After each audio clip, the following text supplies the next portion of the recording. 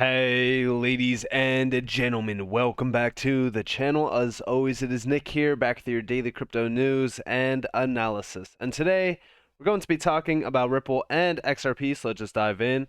And let's start off with this tweet here. So we do see Australian banking giant NAB is set to become the next big four bank to roll out an Australian dollar stablecoin aimed at facilitating cross-border payments and carbon trading.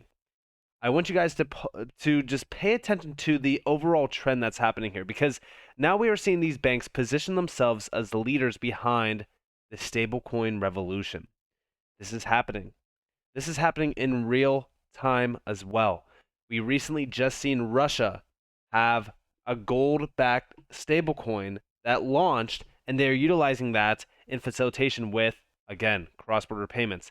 We are seeing things move very quickly around stablecoin adoption, and we actually do see over here, this marks the second big four bank in Australia to launch an Australian dollar pegged stablecoin in bid to boost the digital economy. And I'm actually I'm in support of this, by the way. For those out there that have been watching the channel, as we really kind of discuss CBDCs, I've said time and time again that when we focus on these stable coins, I think that this could very well be what we need. Instead of CBDCs, I would 100% utilize stablecoins. Stablecoins, to me, I have no problem with. I've been utilizing them for years and years and years, and again, I have had no problems with stablecoin at all. When we talk about CBDCs, big different story, right? There's a lot of concerns with CBDCs. With stablecoins, we already know how they work. We already know how to utilize them. So in my opinion, I'm actually in fully support of this. And we do see set to launch sometime in mid-2023. The AUDN stablecoin is aimed at streamlining cross-border remittances and carbon credit trading, according to a January 18th report from the Australian Financial Review. So this is going to be backed 1-to-1 by the Australian dollar, and it was based on the bank's belief that blockchain infrastructure will play a key role in the next evolution of finance. I 100% agree. We certainly believe there are elements of blockchain technology that will form part of the future of finance. From our point of view, we see blockchain has the potential to deliver instantaneous, transparent, inclusive financial outcomes. This is awesome. And we do see the implementation of the AUDN for real-time cross-border remittances could become a way for customers to sidestep the slower and more costly Swift payment network. So, yeah, what are we seeing here? Well, in my opinion, we are seeing the death of Swift before our eyes. And remember what I've said, right? As we focus on Swift, I don't think that Swift understands just how crucial of a point we are at in terms of technology. In my opinion, when we look at Swift, they have no choice to innovate, or they will completely die out. I think that there's so much competition now that it's absolutely crazy for them to just kind of sit around and say, hey, Swift GPI fixes everything, when we all know that it doesn't. But yeah, there's a lot of announcements here. I mean, there's a lot of things happening. Carbon credit trading and other forms of tokenized real-world assets will also be a major use case for the AUDN. He also added that they're planning to offer stablecoins in multiple currencies where the bank has licenses. So yeah, this is awesome. I think that this is incredible, and I really think that this is I think that this is something that I could get behind, because stablecoin adoption compared to CBDCs, again, I'm in 100% support of stablecoins rather than CBDCs, as you guys know me. So, but we do see the persistent adoption of crypto technology by financial institutions like ANZ and now NAB for its potential to create significant efficiencies in the financial system is an explicit recognition of blockchain's competitive advantage over traditional payment systems. So yeah, this is awesome. Love to see it. I think that this is great. And we also do see down here, it also remains to be seen how these private bank issued stablecoins could work in tandem with the Reserve Bank of Australia's EAUD, which is their CBDC. So, and by the way, this is in pilot phase. I'm hoping that we get stablecoins instead of CBDCs. Also, by the way, talking about Australia, Ripple recently just led some trading volumes on Australia's top exchanges, which is always great to see. Don't know what the trading volume was. I believe it was, yeah, so it was 10.2 million. I thought it was around 10 million, but I just wanted to make sure that I was right on it. Yeah, this is with their on-demand liquidity partner for Australia that we are seeing a lot of this major volume happening. They accounted for over 62% of the volume, so that is pretty significant. Now, yeah, it's only about $10.2 million, but hey, it is still something to note, and I think that this is something great to see. And we also see down here, no matter how you dissect it, the experts, the experts agree the outcome of the Ripple case will likely have a significant impact on the crypto's future in the U.S. And yeah, I completely agree. I really think that crypto right now, first off, the U.S. is falling greatly behind, which I mentioned in yesterday's video. But as we focus on these big areas like Australia, remember, Australia is one of the bigger nations that are really kind of moving fast on crypto adoption as well. It's only a matter of time until we start to see other nations follow through. And I hope that the U.S. This year makes up their mind, because it's been absolutely ridiculous for the last 2 years, or almost, well, I should say it's going to be 3 years this year in December, but it's been over 2 years now. But we also do see over here, in terms of the U.S., it is imperative that the U.S. government consider ways to maintain the use of the dollar in digital global payment systems and develop a strategy related to the use of an alternative payment system. Do you agree with this, CBDC? And this is the Digital Dollar Project, urges the U.S. to take action on the CBDC development. Again, in my opinion, when we look at the CBDCs, I don't like the CBDCs. I like stablecoins. If we could have a dollar stablecoin in the US, that would be great. A lot of people have talked about USDC possibly being that. Again, it's questionable on what we will see with stablecoins and CBDCs within the US. We will most likely see a CBDC in the US, and the reason why I say that is because with the central bank having control of a CBDC, it gives them access to, again, inflate a CBDC. In my opinion, I think that we will still see a lot of issues happening with CBDCs if we don't have a hard cap on the amount of it out in circulation. There will be a transparency factor to it as well, that other central banks will be able to see what the U.S. does with their CBDCs. So it's questionable on if we will see deflation with CBDCs or not.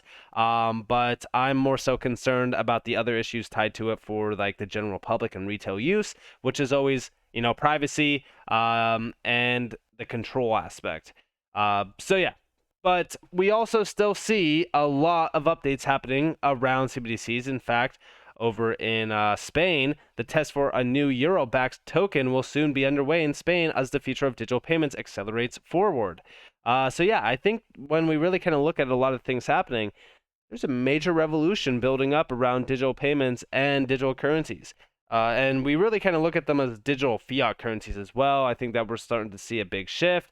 And talking more so about Europe, the final vote on the MiCA crypto legislation was delayed for the second time in 2 months, now deferred to April of 2023. This is the big one, right?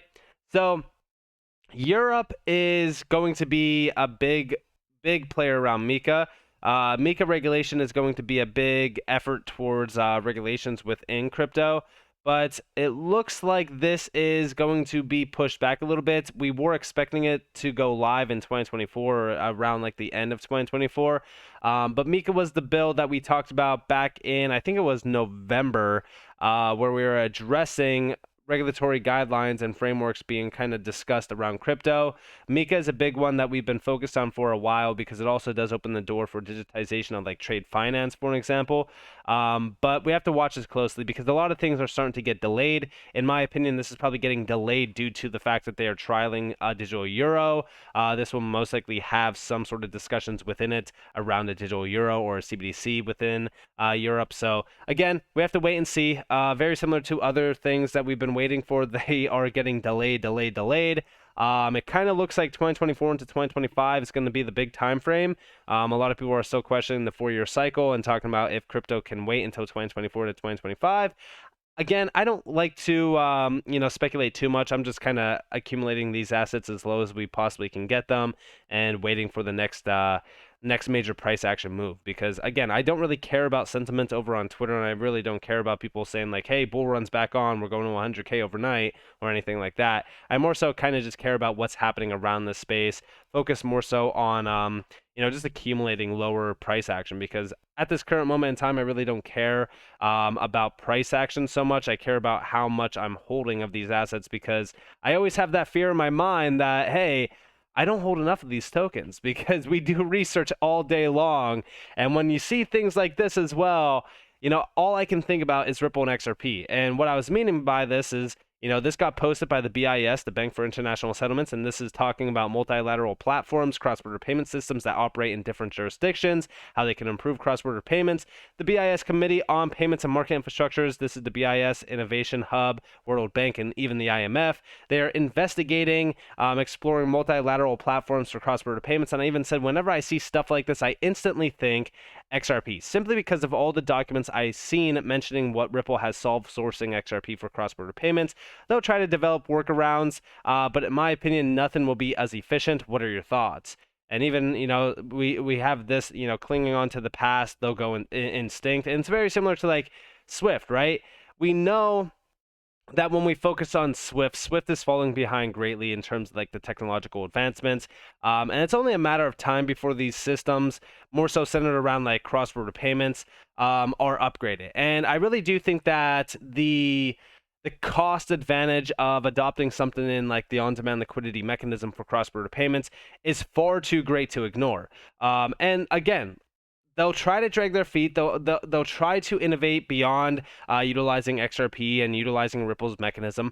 But we all know that XRP makes the best sense. Why? It's very simple, right? Instead of having something, we'll utilize Swift for an example, because I think that Swift is the perfect example to utilize in this scenario. So Swift has done great for itself because of all the players tied to it. 11,000 plus financial institutions utilize Swift on a daily basis, transacting in the trillions every single day. Now, the problem with Swift, and we're starting to see it being shined greatly on right now more than ever before, is that it's not decentralized. Decentralized mechanisms around cross-border payments, around payments in general, and how payments get settled, it's dying because no other major nation wants to utilize and be backed by a system that is centralized by one entity, aka it's being weaponized by the US government against all these other nations. Now, how could we fix it? Well, it's very simple, right? If we have, and this is again up in the air, it's speculation, but in my opinion, I think that this would work the best. If we have something like Ripple, right? The company Ripple and their mechanism RippleNets become the new Swift, and it's safeguarded and it's reliant on XRP, a decentralized digital asset, to make sure that cross-border payments between any two nations, any two currencies, is facilitated in that 3 to 5 second time frame, in a near instantaneous settlement time frame, at the lowest cost possible, and barely utilizing much energy at all. Okay, if we could have that, how wouldn't that become the new Swift? And not only will it become the new Swift, but in my opinion, it will overshadow what Swift has ever accomplished. The efficiencies here are too great to ignore. And, again, I have zero doubt. I have absolutely zero doubt that Ripple and XRP will play a vital role because of what I've seen, what I've read, the documents that I've noticed, everything that we have researched. And I even said over here, like every single bank document mentions blockchain, DLT, and the efficiencies unlocked from this technology. I'm so bullish on utility derived from specific assets in this space, and I have zero doubt that they will create financial freedom for generations to come. And I do believe that generational wealth is coming for a lot of these utility grade tokens that we look at and adopt in and really kind of just invest in on this channel, because again, these are utility grade tokens that, in my opinion, fundamentally change the way value is derived, value is created, how value moves. And, that is not a small use case. That is a use case that will change fundamental lifestyles of how businesses, corporations, institutions, etc. work. And I think that that is a big, big opportunity. And I think that's one of the biggest opportunities that we have in front of us as well. So with that being said, I hope that you guys enjoyed this video. If you guys did, definitely leave a like, subscribe, turn notifications on. If you guys want more free content, you guys are more than welcome to follow me on Twitter and join the free Discord down in the description below. This is up to you all. Have a beautiful day, beautiful night. Wherever you guys are on this beautiful world, this has been Nick. Peace out, guys.